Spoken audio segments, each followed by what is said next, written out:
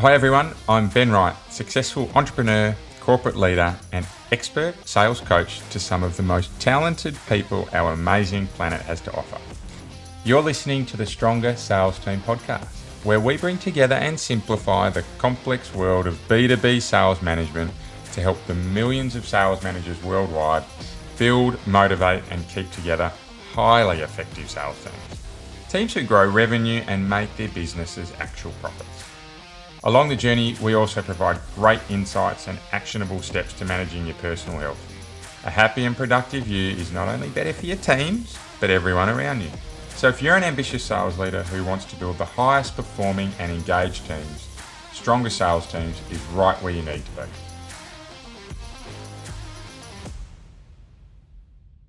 Welcome back to Stronger Sales Teams, the place where we provide real-world and practical advice to help you develop superpowered sales teams.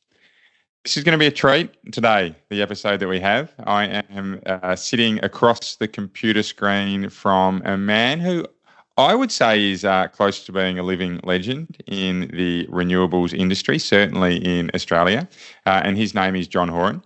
So he started a little solar and electrical business many years ago. It was about 20 years ago now, called Horan and Bird Electrical.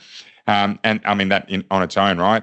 To start your own business is a deeply courageous thing to do, right? And a lot of us have done that. But from there, he built that into a $35 million business by 2015, which at that point in time in the Australian renewables market was one of the top few businesses. It was very much still a fledgling market that was finding its feet. But John was able to really scale that business and then sell it out to Origin.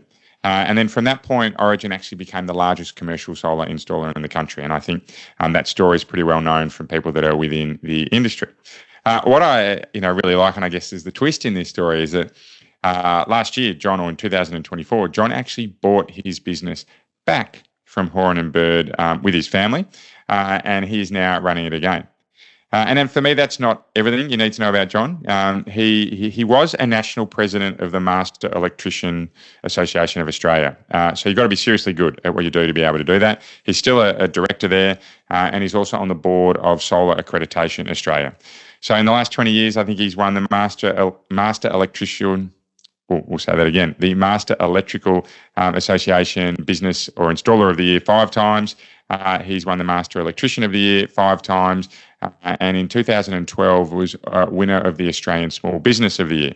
So some serious capability and horsepower sitting across the computer screen from us today. John, welcome to the Stronger Sales Teams podcast. Yeah, thanks, Ben. Thanks for those kind words. Oh, my pleasure. We've been trying to meet for quite a while, and we finally got calendars to align and probably a bit of persistence from me. And we got there a few weeks ago. So I'm looking forward to talking to you today. Before we do, please tell me a little bit about Horan and Bird and what you're doing. Yeah, it's been, we got the business back last year and I bought it back with my family. So it's been an amazing, it's been a big brand change. Horan and Bird's been for the last, 10 years almost, it's been a pretty corporate business. So trying to turn that back to a family business and then gather momentum again to scale it again has been quite the challenge. But however, for the last 2 years, no one's realised how much I've spent in AI, and it's been absolutely remarkable, to be honest. Yeah, well, it surprised me when we were talking, and we're going to cover some of that today, just how advanced you are in terms of not your knowledge of AI. I think there's a lot of people out there that know a lot about AI, and I don't think that's necessarily unique anymore, but I think practically applying it to your business, I think a lot of businesses globally, like we talk about someone like Accenture, right, which is I think last year was 10 times their revenue on AI consulting, right? Just shows how many people are starting to dip their toes in. But I think you're using it, and we'll go through it today, really meaningfully in your business. And that's going to be the topic for today, right? How to use data to make really good strategic decisions, and no doubt AI is going to come through. So why don't we start, if that's okay with you, telling us about your experience with AI and how you're using it to help your business? Yeah, I probably started 2 years ago. I started with Jasper. So I was trying to, write articles and blogs and things like that, and making things a lot easier. So I started with Jasper, which I don't use anymore, but it was a great way to start using AI and learning a lot of things. But to me, it was like, how can I take away every pain point out of my business? The jobs that people absolutely hate doing. So it was debt collection. It was lead generation. It was the 24/7 support, having people on call all over the weekend, spending all that money looking and training people, continuously. So when a customer calls up, it was taking those things out. So I put 20 years worth of Horan and Bird DNA into training bots, really, and systems and processes to take all that away. Having a business that used to have 140 staff, I'm pretty much running the same size business now with 15. To give you an idea. Yeah. Wow. What's that? Let's be conservative. That's an 85% reduction in staff numbers. Wow. And so what's changed specifically that's allowed you to do that? I didn't need the 30-person call center anymore, straight away. I was, the thing about call centers is that you consistently, they're high overheads, they're very expensive, but you're consistently training them as well, and you keep on having to train. So, I was able to use all the scripts and everything that I've always had and put that through bots, and having that just fine-tuned. So that was the best one. So one, lead gen. Lead gen became a problem of no more. The number one problem with, the biggest challenge in the industry, in any industry, is lead generation, as far as I'm concerned. That got rid of that problem. Second one is database nurture. We got 30,000 customers. How do you keep on making sure that your customers keep on coming back to you? Because, I've worked it out over the last 20 years that the average customer is worth about $40,000 to you over 25 years. So it's not just selling a solar system day one. It's what's all those little things that you've can sell to them the next 20 years. So this just makes it so much better and easier to that's for sure. And look, the other one is admin support. So, admin support, there's always a huge team, especially in solar. The back end support for admin is ridiculous. So this got rid of, I would say 80% of that. Yeah. Okay. Fantastic. Look, I think for me, a number of people will still be back at that piece around lead generation. I do tend to agree with you within the sales function. Lead generation is often the hardest. Is there anything you're happy to share around what you've done that's really helped that lead generation piece? You can do 10,000 calls an hour if you want to, but I think look, there's a lot of people out there trying to do AI bots. I can see it. I've heard in America you can take up to 7 phone calls a day from a bot. It's going a little bit crazy, but you don't want to hide that you're using a bot. It's more, people still want to talk to a human and have that human touch. Basically, I have just put in assistants. So they're real assistants. So you're ringing up on behalf of, so for example, if I have it for me, look, hey, this is Emily, I'm ringing up on behalf of John Horan. He was wondering if you had time next week to have a chat about solar. I know that you were interested in this 6 months ago. However, if anything's changed, he'd love to have a chat because we've got some really good new products that he'd love to share with you. That's the sort of thing. Yeah. Okay. So we're talking about really scale here. I mean, helpful when you have databases to market to, but I mean, to be honest, to build out databases isn't that hard anymore. To build out target lists, there's so many tools out there where you can scrape everything online, everything digitally, and find out. But okay, so I'm hearing volume is a big player. Yeah, absolutely. And look, I'll say I've tried your one of your AI bots myself. It was great. I got to have a persona about having a different type of solar system to what I have, and I got on board. And I know that we kind of mocked that up. But once the call got running, and it was purely listening to the bot do its thing or her thing, is the lady that I spoke to. It was quite a good experience, right? I would say I got 90 to 95% of what I needed out of that, which, in fact, you know what, I'm going to be a bit more conservative. I'm going to follow this up with something. I would say I probably got 80 to 90% of what I needed, but it's not often that I get 80 to 90% of what I needed speaking to a human. Right, the difference between the best and the worst, right? When you call up is I'll often not get 20% of what I need. And I think to get 80 to 90% of what I need from a human's not a bad result, right? So, and someone asked me about that. What happens to that degree of personalization? And for me, I think that the future around AI is that it's not gonna solve everything. And I suspect there's certain times when you can't use your AI bots, but it's going to allow for a much more consistent service for people. You're not going to have the ups and downs of new people within your team, or people who are having a bad day, or people who forget to do something. Have you experienced any impacts on your customer service levels as a result of doing this? What I couldn't believe was the amount of phone calls my team was still missing. Even if you have, I've got 3 girls full time, answering calls, but it was still an incredible amount of phone calls still getting missed.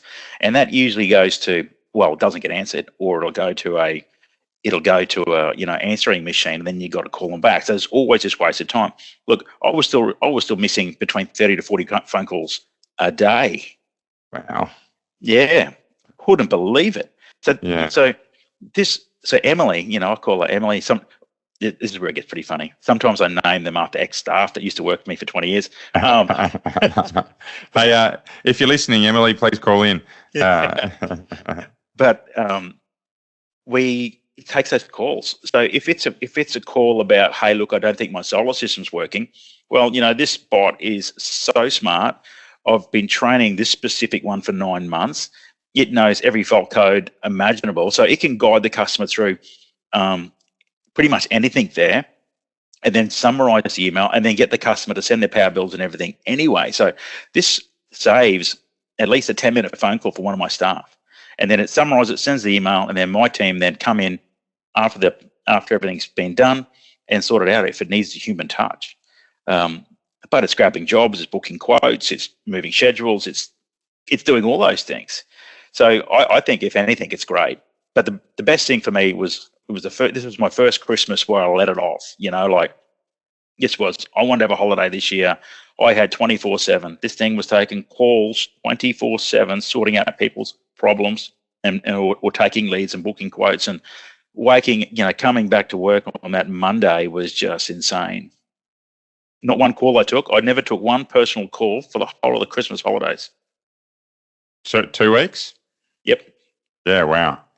Yeah, and given the database of installations you have, I think that's quite significant, right? We could sit here and the salespeople and go, yeah, I didn't get them either. But this is a scale of business that has tens of thousands of installations. Would I have that right?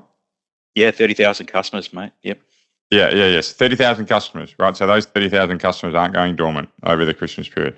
Okay, that's correct. Great. So what I'm hearing is customers' calls are getting answered quicker. Anything else you're saying from a customer experience change? Calls getting quicker. They're getting their answers quicker. A lot of the times, like during a cyclone, we just had a big event. We had floods here in North Queensland where people don't know what to do with their solar systems. So it's a matter of they're ringing through. It's guiding them through it. They're guiding them how to turn a solar system on, turn a solar system back on, guiding through all that. That's really cool.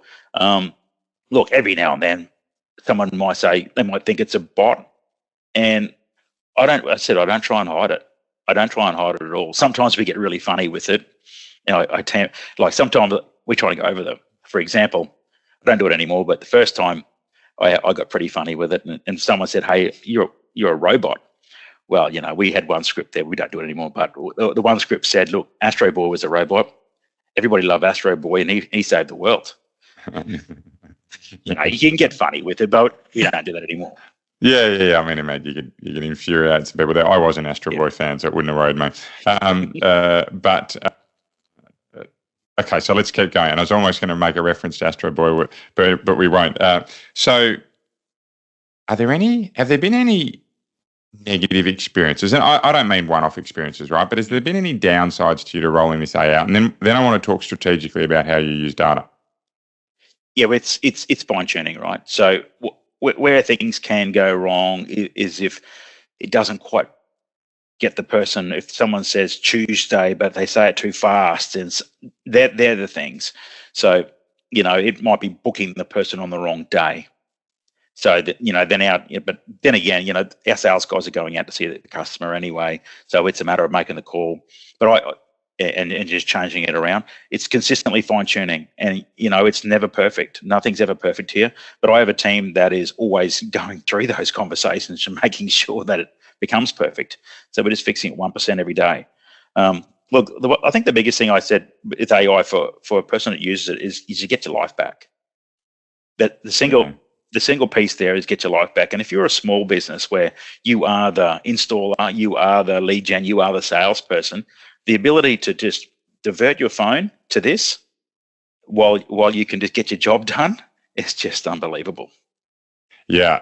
I mean, for me, I sit here and think about the number of, not so much sole traders. I'm thinking the number of businesses out there that have that 5 to 20 staff, but they're still integral in running the business.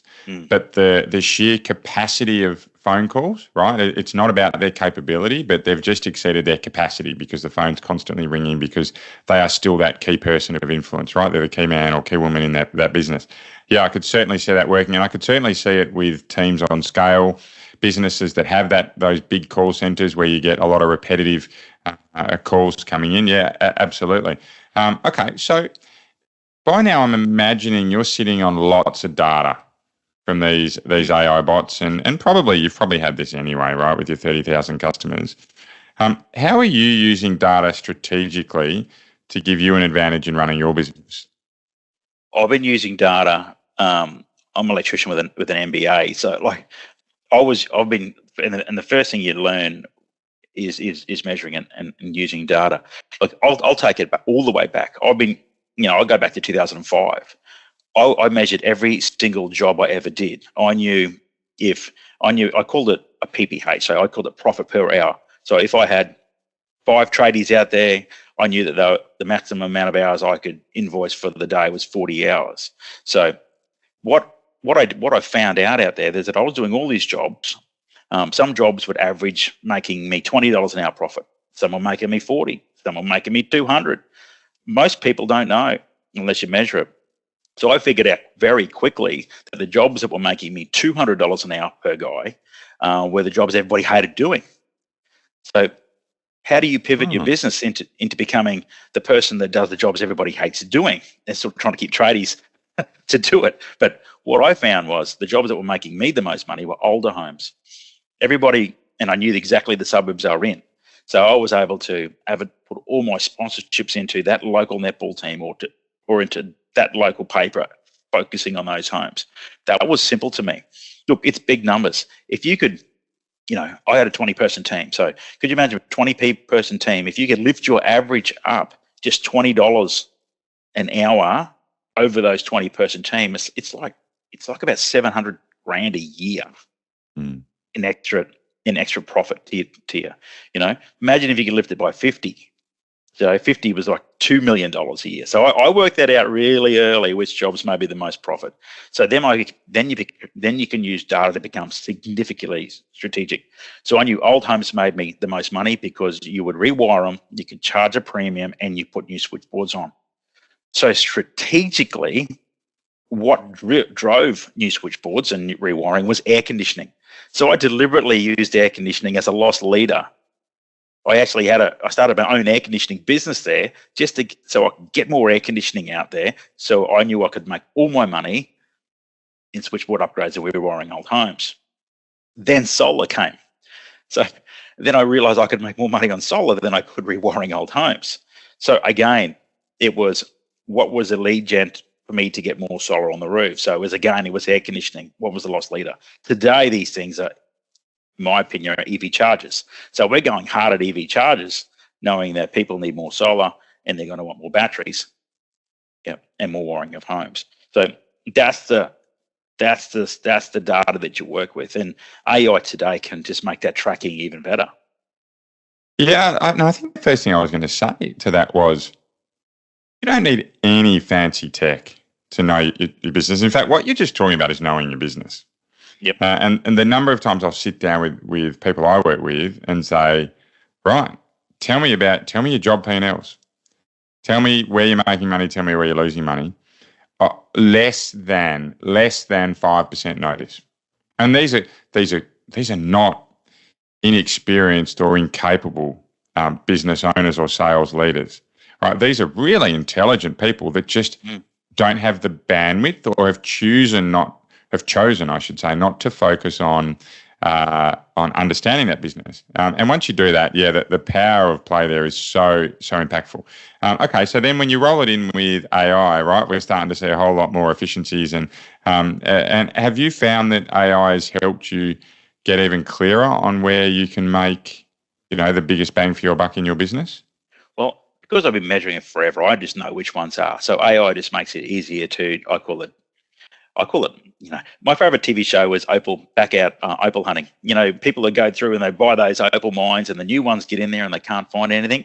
And then the people go back into those old mines and they're finding great opals. So I call my database that. So I am opal hunting through my database with AI, finding all the people that had the best houses that could take more solar, they could put a battery on, should have an EV charger.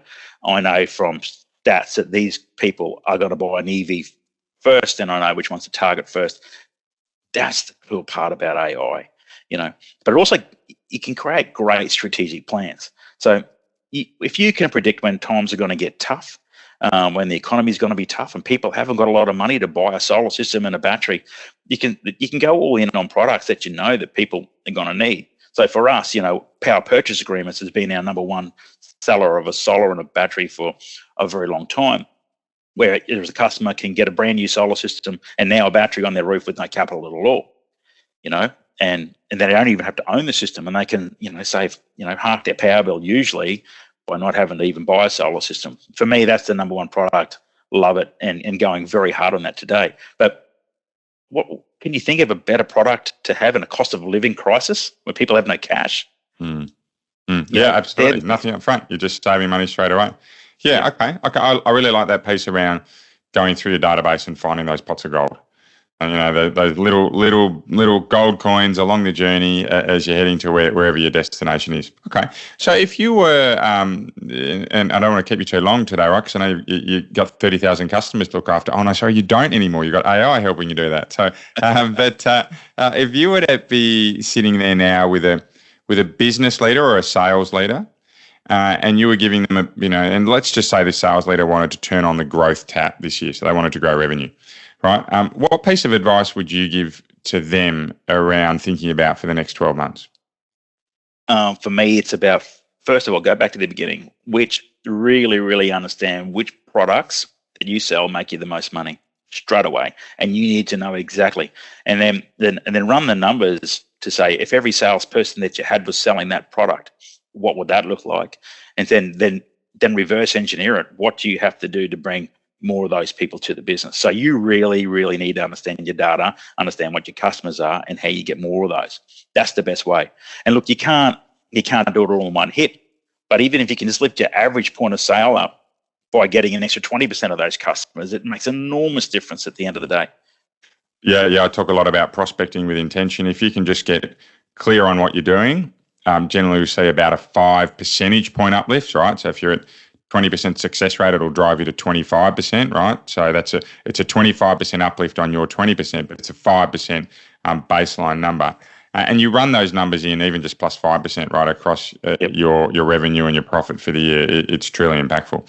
Okay, great. Thank you. Sorry, mate. The last one was efficiency. So if you can use AI, if you've got sales guys out there that you need to be seeing more people, so if you can take out their database, they're nurturing and trying to lead gen. If you can remove that from them, and so they're out there talking and selling to more customers, well, it can only lead to more money. Yeah, I like that. Okay, great. So we've got a few things in there. Do you want to repeat those themes again for me? It's making sure you know which products make you the most money, which customers are those people, and then it's becoming efficient. So using AI and tools to make sure that your sales guys are talking to those people more often. Yeah, perfect. Product, customer, efficiency. Excellent. Okay, great. Thank you. So what's next in the John Horan journey?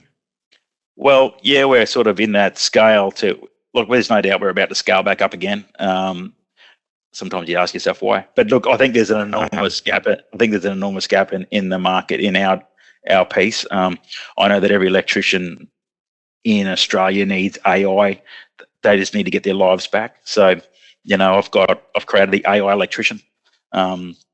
which we will be taking to market. So if someone's out there that's interested in using, it's not just electrician, it can be used in anywhere, but I strategically call it the AI electrician because, I'm part of the Master Electrician Network, and if I can help them out and help them get more sales, and if they can get their life back, that's it. That's great. Great. Where can they find that? I'll put on the link. I'll send it to you on the link there so you can look at the podcast. Okay, great. So for everyone listening, what we will do is put this into the transcript. If you want to get in touch with John Horan, of course, Horan and Bird Solar is another way to do it. Give him a call. You might not get straight to John. It might be Emily or one of his other bots that you get to. But I'm sure if you ask to speak to John, that you'll find a way to do that. But yeah, it'll absolutely be in our transcript of our show notes. Fantastic. Well, thank you, John. Anything else from you today before we wind up? No, that's it. That's all good, mate.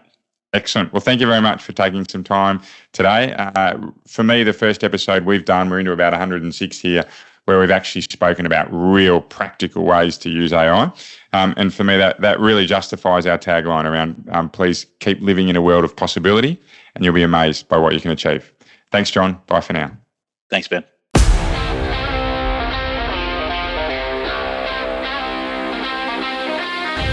Want to be kept up to date with any of our free materials to help you build the best sales teams possible? Well, the easiest way you can do so is to follow us on your favourite social media channel. We're at Stronger Sales Teams on most of them, and if you DM us Stronger, we'll send you right back some great resources to help you build your superpowered sales team. If you'd like a little more help, please get in touch directly and book a free discovery call with me. I run a limited number of these sessions and they're free for my podcast listeners. I'd love to help you out. Until then, see you next week for another podcast of Stronger Sales Teams.